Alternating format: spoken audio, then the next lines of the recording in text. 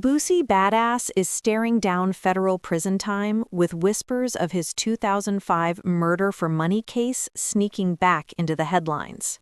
And right in the middle of it all comes Charleston White, circling like a vulture, eager to turn Boosie's sorrows into his own win. As you've heard, Boosie just pleaded guilty to illegal gun possession after a tense legal struggle.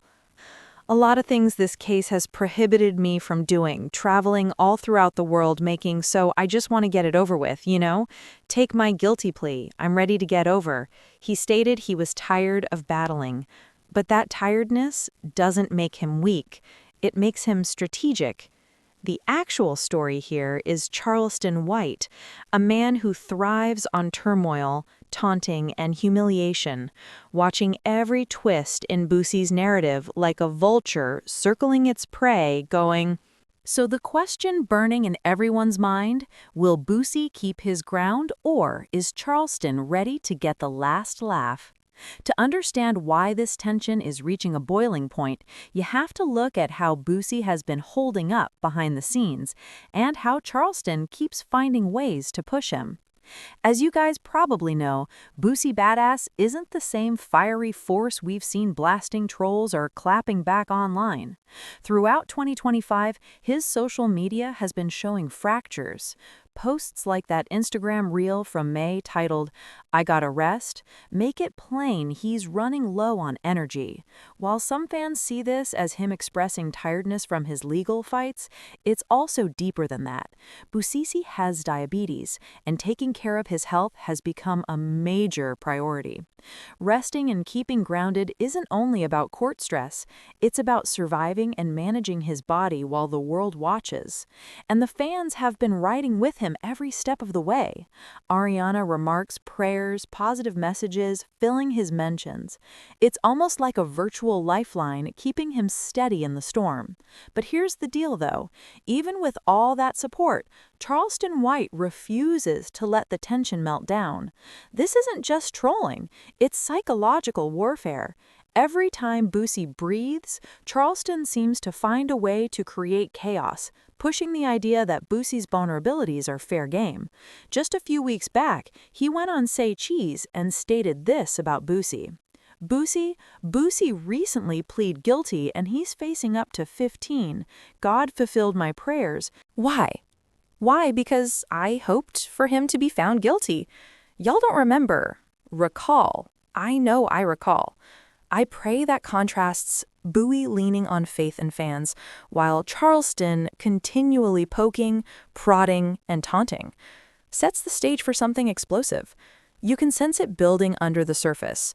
The big question now, how much longer can Bowie stay cool before Charleston finally pushes him too far?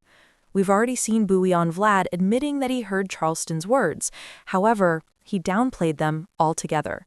Charleston White was celebrating you taking the plea agreement. I guess he even said he hopes you die in jail and stuff like that. Yeah, I heard. To properly appreciate why this tension is so exclusive, you have to backtrack to late 2022. That's when the historical beef between Charleston White and Boosie Badass first started boiling over.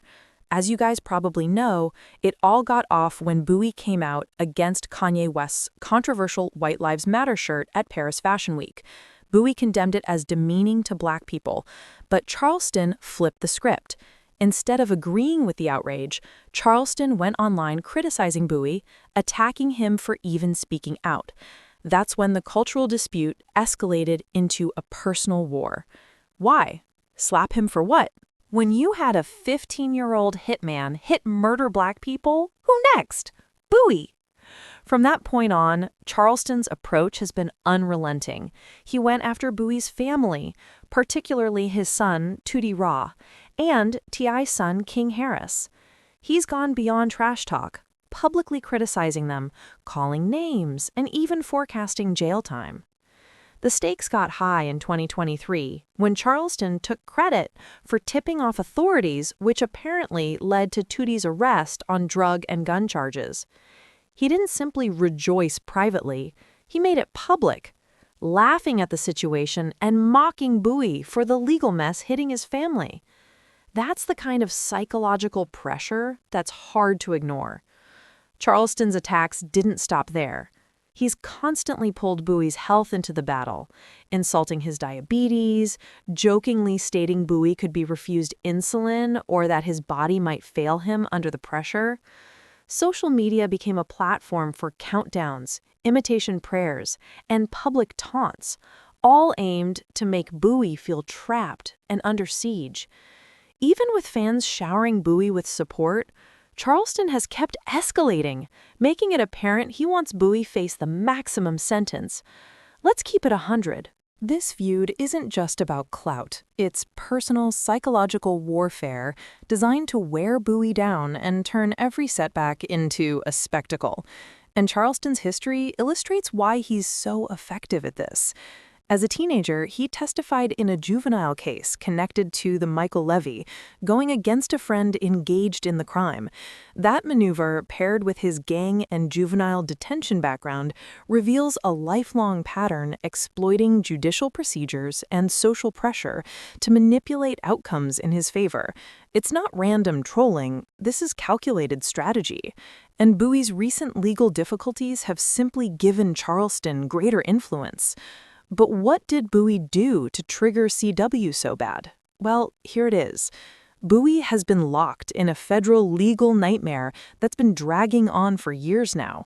But it all started back in June 2023 when Bowie was arrested in San Diego for unlawful gun possession during what should have been a typical Instagram live shot.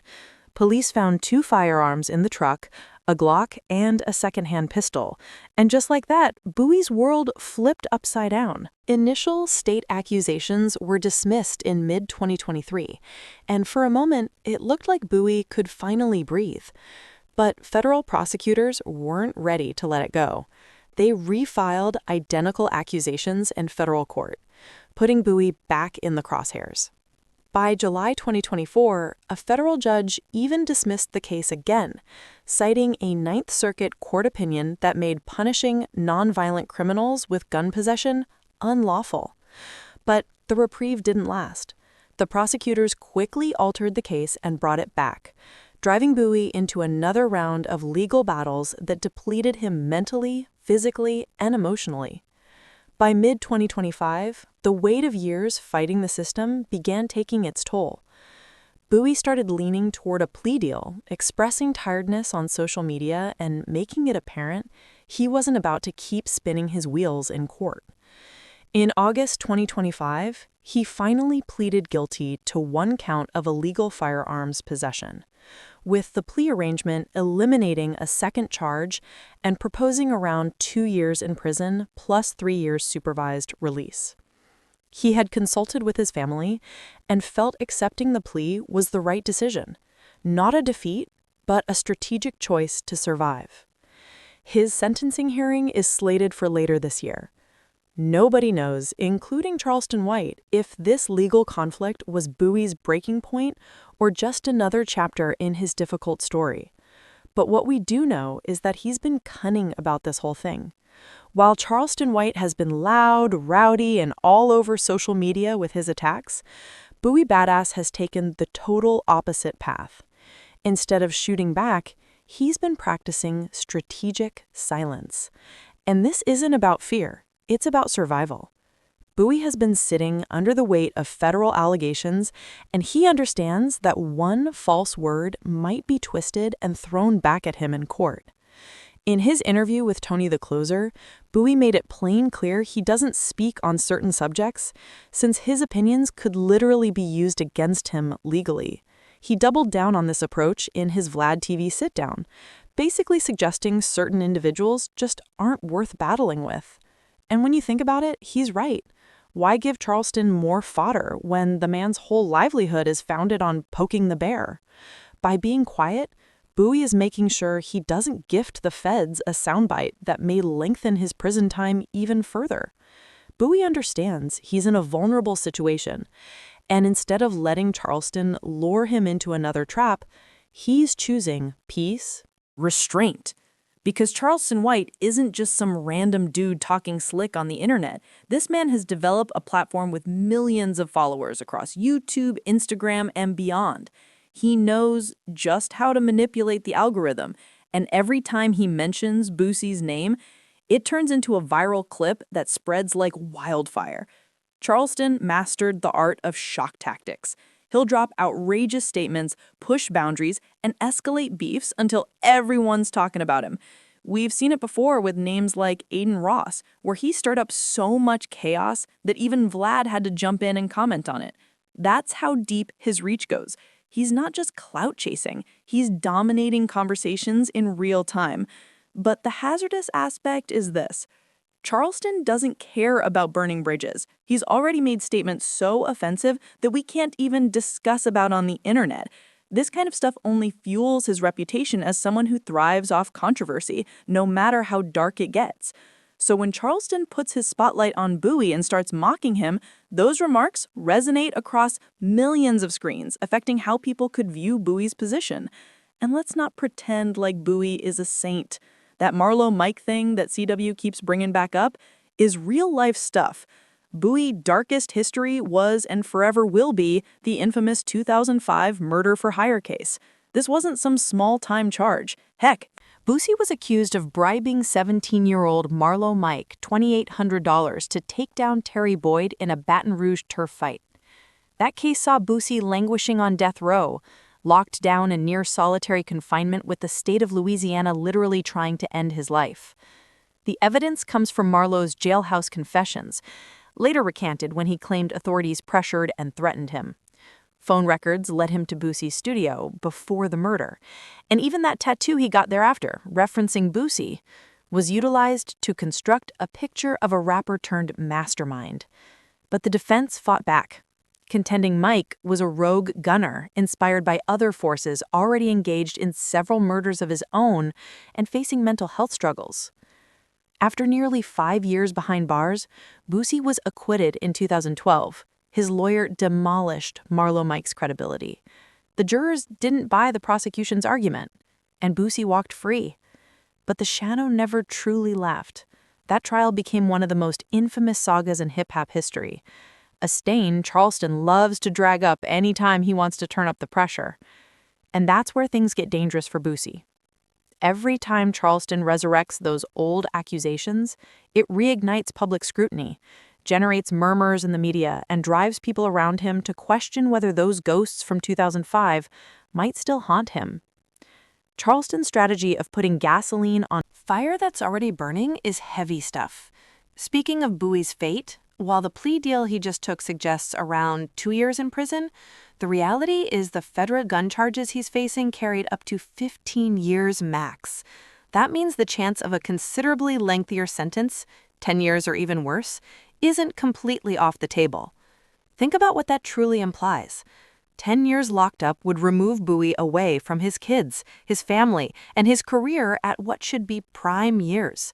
His music, his public presence, all the momentum he's battled to rebuild, it would be either gone or locked in limbo. So even if the plea deal looks lighter on paper, the bigger picture is far darker. Between the feds holding the cards and Charleston weaponizing public opinion, Bowie isn't just fighting a lawsuit. He's battling for his legacy, his job, and maybe the rest of his life outside of prison. Now, where do we stand when it comes to opinions? Well, we're kind of split right down the middle. On one side, you've got those saying Charleston White is just calling out the truth, pointing out Bowie's past, and holding him accountable in a manner the system never fully has. But on the flip side, plenty of admirers laud Bowie as a survivor, a man who struggled through false accusations, the death penalty, and years behind bars. To them, Charleston looks less like a truth teller and more like a hater who wants to see another black guy brought down. The gap shows up everywhere. On podcasts, barbershops, TikToks, clubs. Some say Charleston's pressure could be the final straw that lands Bowie in genuine danger, while others argue he's nothing but noise chasing clout. Either way, the speculation feeds into the drama, and the community can't stop discussing. Now, picture the spectacle if Bowie truly is sentenced to something close to 10 years. Headlines nonstop, clips going viral, fans arguing louder than ever, and there, in the center of it, Charleston White celebrating openly like it's his personal victory parade, claiming he brought Boosie down. That's the tightrope Boosie walks right now. This isn't just about a plea deal, a court date, or even Charleston's trolling. It's about his legacy. Every move, every headline, every outburst will decide if Boosie is remembered as the ultimate survivor of the system or as another star who let the pressure crush him. And in that clash of freedom, reputation, and survival, there's no easy way out.